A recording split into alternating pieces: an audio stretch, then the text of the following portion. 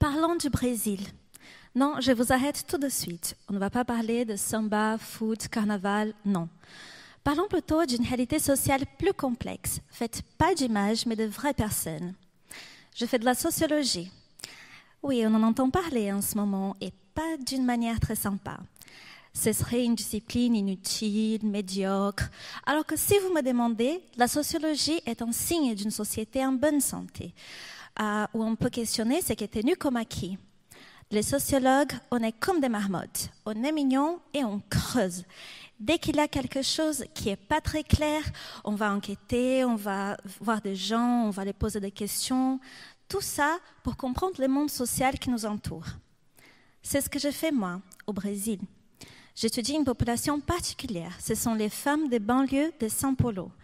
Je veux comprendre pourquoi elles sont les publics principaux des églises pentecôtistes. Je vous vois venir. Penté quoi? Mais ce sont des églises chrétiennes, protestantes, qui, à partir du tournant néolibéral, sont devenues des méga-entreprises milliardaires où les produits vendus, ce sont des solutions miraculeuses à n'importe quel problème. Ils sont aussi devenus une énorme force politique. Mais passons.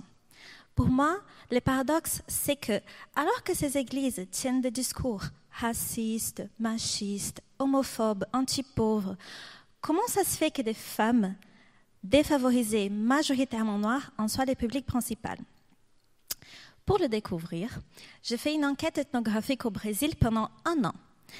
Je suis allée dans de nombreuses églises pentecôtistes, j'ai parlé avec des fidèles, des pasteurs, j'ai fréquenté les messes, j'ai entendu leurs prières. J'ai parlé aussi avec celles qui ont quitté ces églises et celles qui n'en ont jamais été. Et ce que j'ai découvert, c'est que quand on a faim, ou quand on a des enfants qui ont faim, quand on occupe une place de non-légitimité dans la société, ou quand on est victime de violences à répétition, enfin, quand on est désespéré, on n'est pas très exigeant. Peu importe à qui c'est la main tendue, on va l'attraper parce qu'on a vraiment besoin d'aide.